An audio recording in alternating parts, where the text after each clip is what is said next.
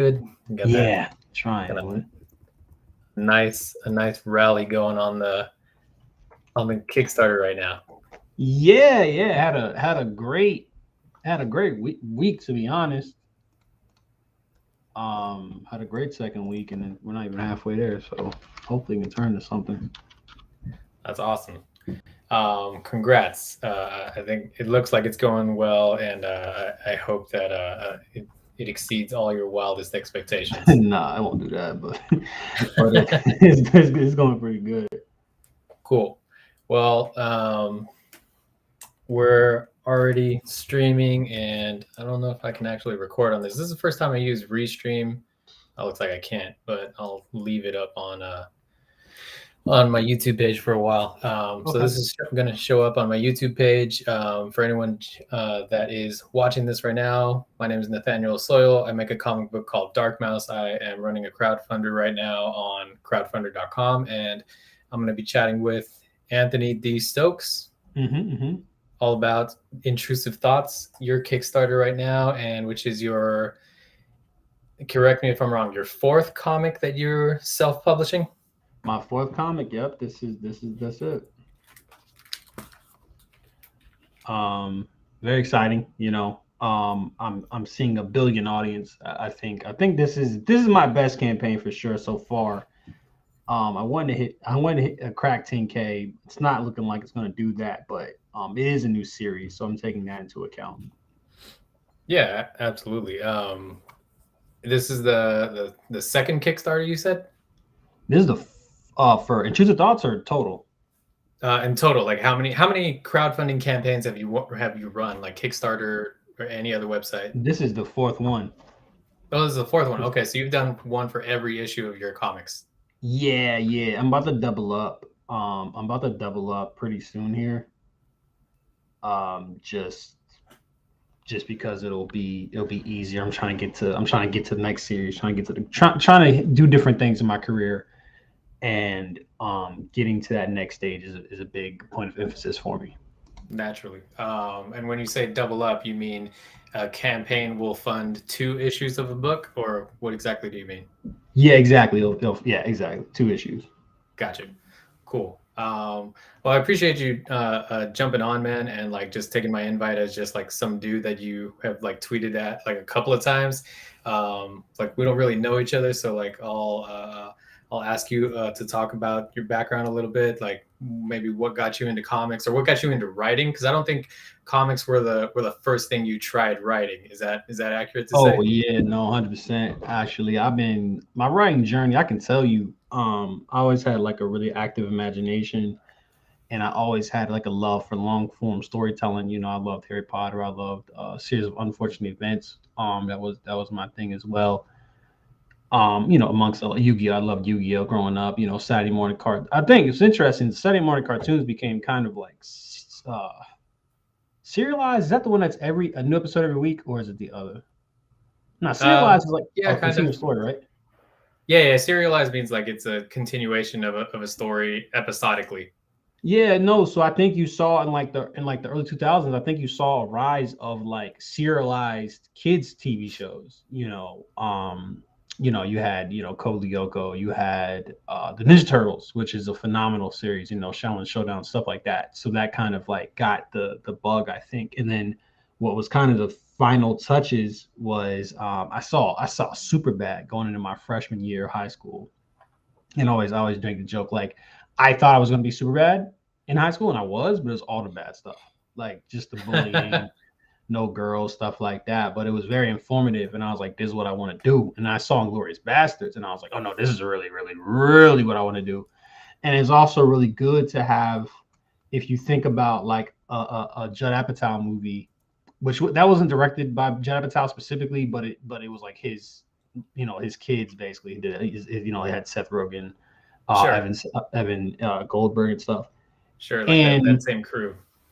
yeah, so he does really simple. He does really like natural dialogue, right? Like natural improvised dialogue.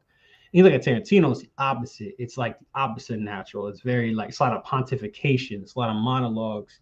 Characters don't talk Yeah. like this in real life. So I had like a real spectrum that I was inspired by, and I love them both. I love them both so much, you know. But in studying the naturalistic way, I kind of given up on writing for a while, and I saw Atlanta, and Atlanta kind of showed me that wow, you can. It kind of something clicked. It's like okay, just have the characters when you write your dialogue, just have the characters speak as naturally as possible, just naturally as possible, and so it sounds organic. And then I started adding the flourish and started adding other stuff, and then it kind of just built from there. So I would say I've been writing seriously for like the past 10 years. I'm on and off, but more on at this certainly at this point, more on. Gotcha. And you're also back east. You're in Virginia. Chesapeake, Virginia. Okay, cool. Yeah. And it's 8 o'clock right there, and I know you don't have a lot of time, so I'm gonna try and get to like all the things that I'm curious about you because you're kind of like a fascinating character to me online. You are pretty. I don't know if the right word is divisive, but I know that That's you the are. right word. You're opinionated. You like throwing out a lot of hot takes. It's very entertaining to watch and to read. I don't agree What's your with all favorite of them. take? What's my favorite take? I don't know if I have a favorite one. It's more just like I take them as they come. Give me one that stands out. Let me Think see. about it. You were maybe it's not the take itself, but like you're very particular about like the rules of the game. Like when you say like, hey, choose A or B, if anyone says like, well, sometimes it could be A and B, you're like, nope, you're out, and just A Go or it's fuck just yourself. B. Yeah, no. So I remember the post I think you're alluding to is essentially I was It's asking probably a couple of them. probably yes, probably it's people like yeah, they love doing that. So I'm gonna give a specific one because this is I think this is the most constructive kind of one of these arguments. I said, would you rather be famous via publisher or would you be majority through a publishers, or would you have a majority of your success become from independent? And people were saying, why not both? Why not both is because depending on your answer is probably how you should try to map out your career, right? So if Sure. I'm trying to sign with a publisher, I better be getting good at pitches. I better be getting good at single issues, right? We're going to make this very simple. We're going to make this simple as fuck. If I'm trying to get a publisher, I need a bunch of issue ones. I need as many pitches as possible, right? If I want to do independent, it's almost you still want to do the new series, but maybe you kind of focus on having a connected, a universe, like, oh, here's a spinoff, here's a sequel, like a Pat Shan. Pat Shan basically does like Destiny New York and everything spins off from that. Charlie Stickney has White Ash, everything spins off for that. Not everything, but a lot of it. So it's just a simple matter of like, y'all don't know where you want your career to go. Y'all are wild. Like, that's kind of embarrassing. I know what I'm picking. I want the validation. I don't want to do the dumb shit. I'm going with the publisher. If I had a chance to sign with Image or Boom, I'm taking it. That makes a lot of sense, and I think that's a really disciplined way of looking at it. That makes a lot of sense. People just out here just doing shit, bro. People just out here just doing random shit. And when you have somebody that kind of holds up a mirror to your habits, it's not easy. No, yeah, absolutely. That's been that's kind of the perfect description for what I've been doing for a lot of years, which is just doing shit. And like I acknowledge that like I was just doing a lot of art that I just wanted to. Like people would say like, oh hey, I have this like public art project. We're gonna write you a check. Like all right, yeah, man, I'm gonna do that. And somebody's like, oh yeah, I want you to do some storyboards. We can pay you this much. Okay, cool. Yeah, I'm gonna do that. But it's like so sporadic and so all over the place that it is exactly that. It's kind of all over the place, and the portfolio doesn't look like one specific thing. And this year, I'm taking some very diligent steps on like being disciplined and focused on like on a goal that I have, and like I've already seen a little bit of that start to materialize, which is kind of nice. So. I totally agree with what you're saying. It's good to have a focus. With just appreciating art, right? There's nothing wrong. But when you Absolutely. comment on a post about success, that means you have aspirations, right? So that's the problem. It's it's a community. I came in here and I was like, this is a community that it's too. I don't want to say it's too friendly, but people are too scared of conflict, right? People are too people. Yeah, that's essentially it. Where I'm like, look, we can have a disagreement and we can talk about it. I'm not gonna be mad at you if we disagree on something. Like, let's talk about it. Maybe you can get a Sure. better understanding. By that same token, I'm not gonna walk back something I said just because you disagree with it. You have to have some really good logic. I'm just not easy to convince, but you can make a good argument, and I'll be like, yeah, I didn't consider that. Okay, all right. But people act like disagreeing is a bad thing. Like disagreement is good. Like healthy disagreement is objectively good. Like that's good for the community. It helps it like bouncing ideas off each other so we can find the best way. Yeah, absolutely. Perfect. That makes a lot of sense. Give me the elevator pitch for Oh Intrusive man. Thoughts. Oh shit. Uh Or are you not a fan of elevator pitches? Should I not no, ask for bro. that? No, it's just something I need to work on. And it's Oh, something okay. that like Intrusive Thoughts it's about a kid who has sleep paralysis. He's an orphan and his sleep paralysis demon bites one of his classmates. And he has to figure out the story of what happened to his parents. Kind of slap that together. No, so what I would recommend for people is if you can start from a pitch, right? Mm, And this is also a really big point of contention. The marketing is a comic making skill. I don't know if you saw that post, I which did. Yeah. I feel like I feel like like that's that's come up a few times. I brought it up. I'm the one bringing it up because I was pissed Sure. off. But if you look at that's the one time I was like, I'm about to quit Twitter because I think everybody saw that post. There's been a couple posts where I'm like really like just asking questions, right? There was one that's like, how much do you charge for signatures at cons? And the bro was like, Will Eisner didn't charge a signature for a con. Like, all right, that Sure. sounds good for him. He's doing great. Fuck, like, what the fuck that got to do with me? Like, um, if you're gonna Yeah, say it like, like those are that, his right? books, Like, if not mine. yeah, if you're gonna say it like that, right? Like, not if it's gonna be like kind of implying I'm an asshole. And we Right. know our margins. We know our margins are dog shit in comics. Like we know the consumers know why. Like it. Okay. Not all the consumers know. I'll disagree with you Oh, there. that's fair. No, that's fair. But the indie, I feel like the indie consumers know. Like if you're on Twitter, Yes. you Yes. understand. Yeah. If you yes, okay. No, you're right. You're right. And so I mean, people in comics just have this idea of doing things the hard way. Like I mean, I respect my customers. I love my customers, but guess what? Like, I also understand they spend money on dumb shit because I spend money on dumb shit. You know what I'm saying? Like, so you know what I'm saying. So I don't think it's a crazy ask to be like, hey, $5 for a signature. Like I don't think that's a crazy price, but they want to do it the hard way, and they want to impose that on other people. I'm not doing it. You're not imposing Yeah. that on Yeah. me. Yeah. Like But if you're so charging essentially, $5 for a signature, you're not going to tell the guy at the table next to you, "Hey, you should be charging for your signature." yeah, man, do what you do. You want if you ask, if you ask me, I'll tell you. But like again, I understand. I get it. But you can't listen. Don't talk to me about I don't charge for signatures, and then you're complaining about not having money. Like Sure. you think about it, a $5 for a signature pays for it pays for two comics. Like it on top of the initial sale.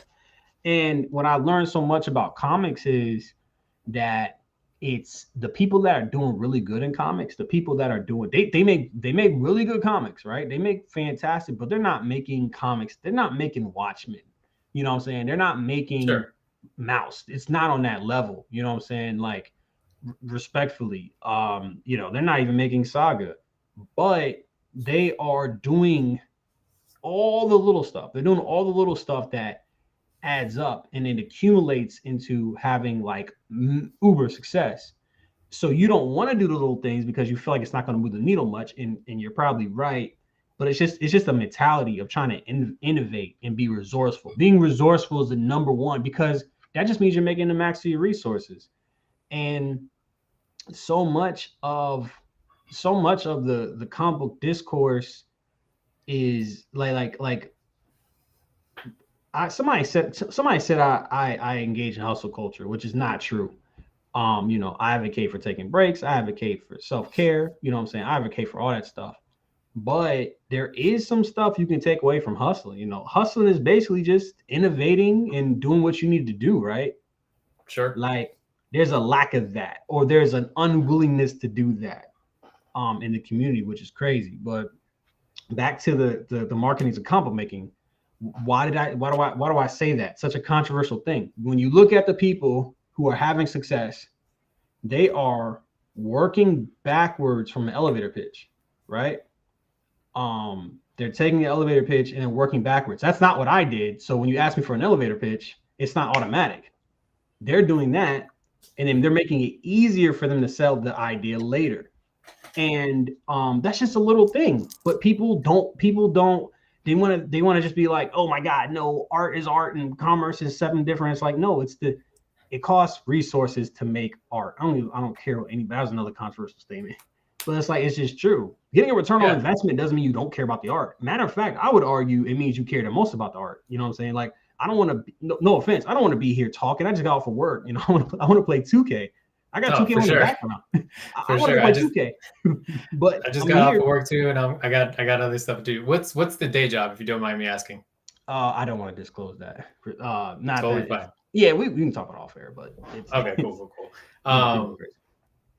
Something I wanted to ask is like, as somebody who's like running a campaign, this is my second campaign that I'm doing, and you've done 4, and like this one, it's like a nail biter for me. Like it's over tomorrow morning, or no, I'm sorry, it's over Saturday morning, and we're at like 200 and change away from the goal. So like it'll probably happen, but I'm still just like, oh man, it's real close. Like I just opened up a tier just because I'm trying to get like what you're talking about. I'm trying to get creative about what I'm offering, and I was like, you know what?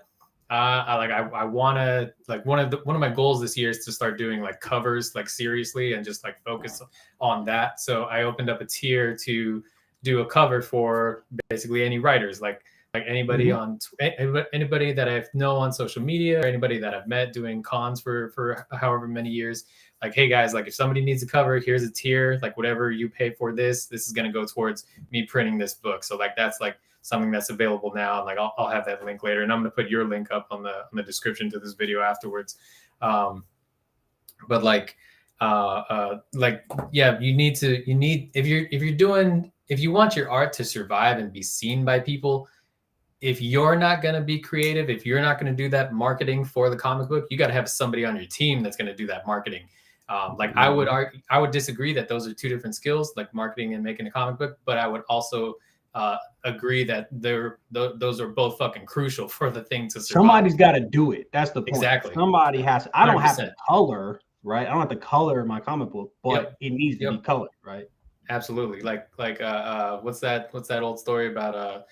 I'm gonna get the artist wrong. I want to say it's Van Gogh that was like painting a bunch of paintings. Like he never sold a painting while he was alive and like when he was dead, like that's when it started getting basically marketed, and then like now he's in all the museums. That's crazy, bro. And those are like the two separate things. That's so sad.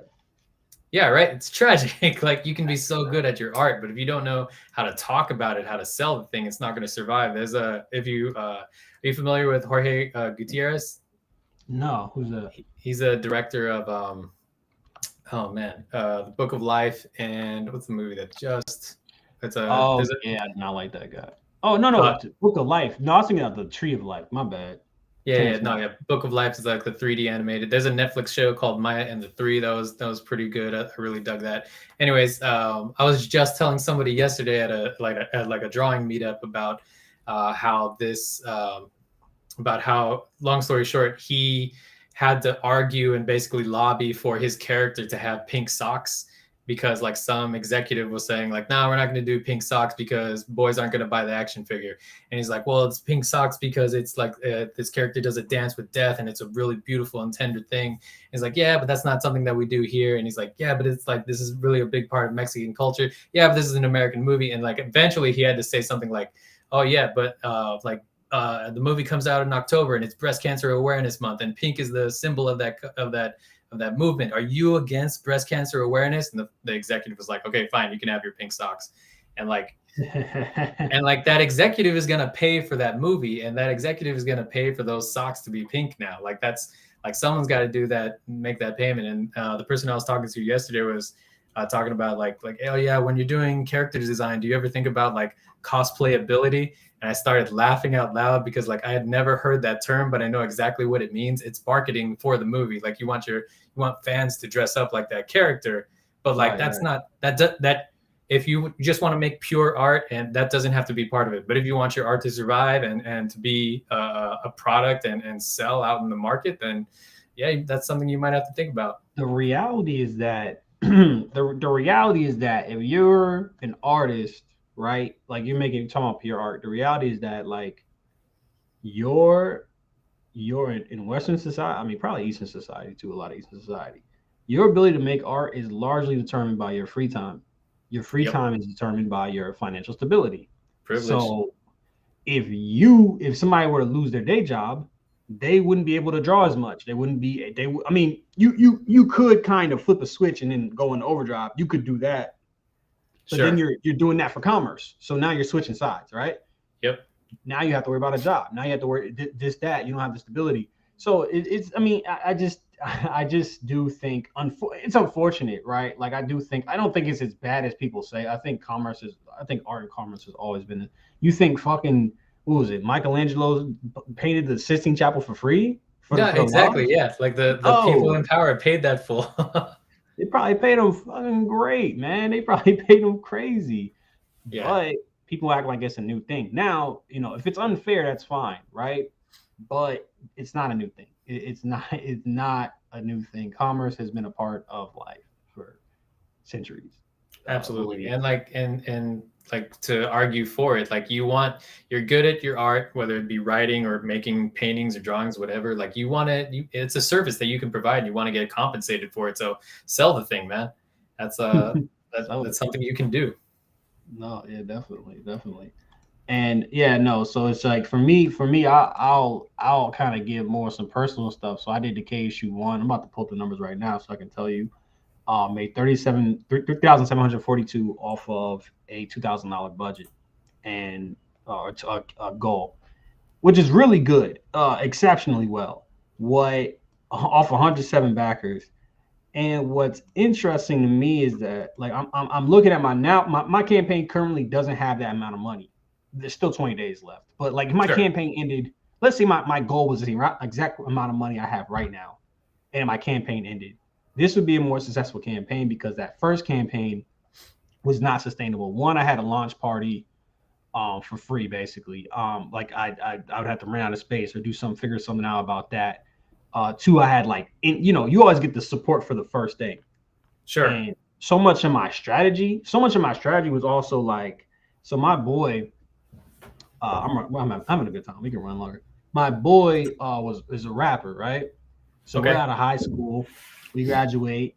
This is in 2011, and he's a rapper, and my boy's a rapper, and the other boy's a producer. I was a videographer, so we had a little group, and he has his first show, and his mom buys him a party bus. So we ride to the party bus. We have a great time. We get back. We have more parties. Like it's lit. It was phenomenal. It was a great day. I'm like, yo, every weekend's about to be like this. He has a second show. He has a show sometime later, probably a little while after that. He couldn't sell 10 tickets because you have to buy the tickets and then sell them. He was giving the tickets away. And it's like that told me that everybody's going to support the first thing. Right. But in principle, in theory, everybody's going to support the first thing, but the goodwill runs out. And I feel like they're the really good people that really care about you. It won't run out. You make it easier for those people by making a great product and also kind of letting them know what you're doing with their money and keep progressing because you want to help a winner. You know what I'm saying? That's the thing. But so that first campaign was not sustainable at all, Sure. So I had to get on Twitter. So I get on Twitter and I promote for 4 months. I promote my ass off. I'm networking my ass off on Twitter Spaces. And then my next one did like $1,300 more, Nice. That one wasn't sustainable because uh, that one wasn't sustainable because this was when I call the peak of crowdfunding. This is like when Twitter Spaces were a thing, so everybody can network. Twitter Spaces had just started, so everybody could network. Everybody was meeting each other. It was all love. We're showing support, which is great. But that shit stops, right? At a certain point, it stops. So my third campaign, I my mom drops a significant amount of money on this campaign, and I get what's called. I'm about to pull it up right now. It's like basically like These are this some good fine. moms. No, she's a maid. Yeah, she's a maid. So yeah. So I get the Project We Love for the first time. Um, Nice. I get like this $500 pledge from like this.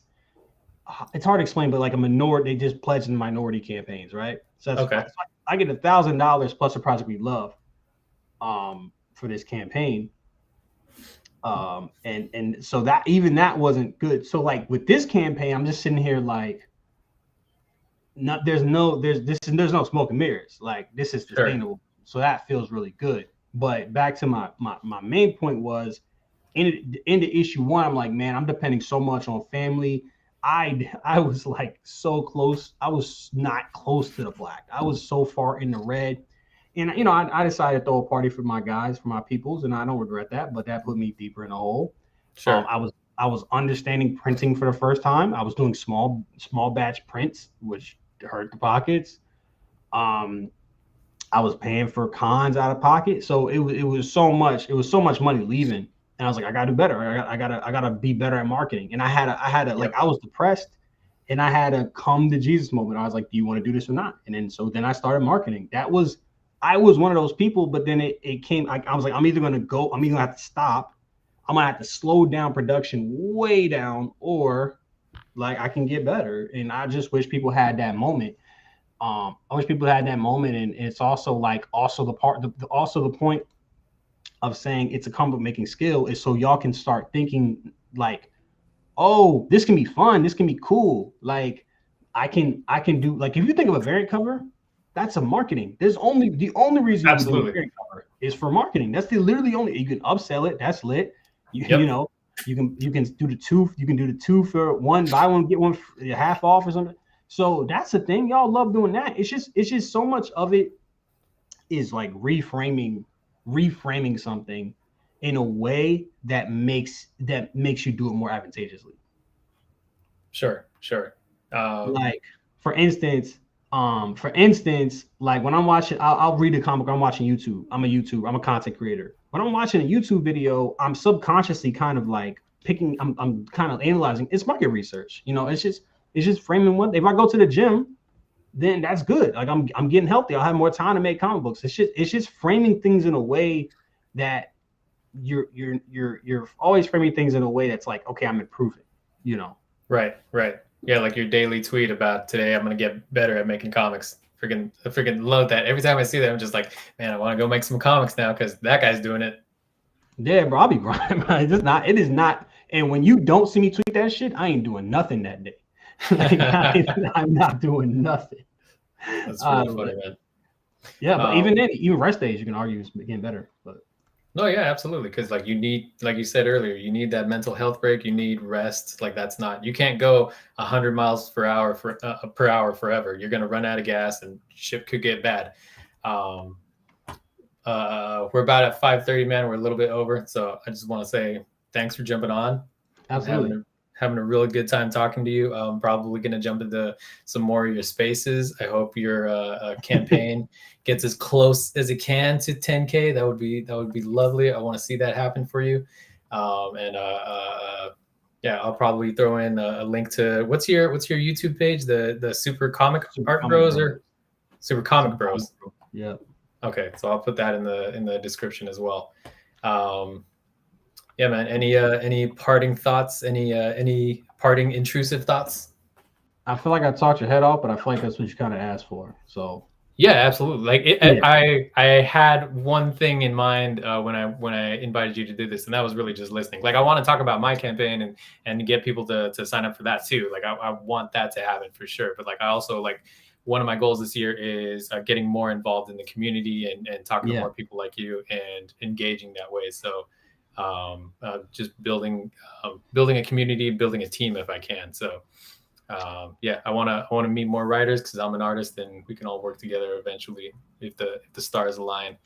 But yeah, man, thanks for jumping on. Good luck, and we'll talk soon.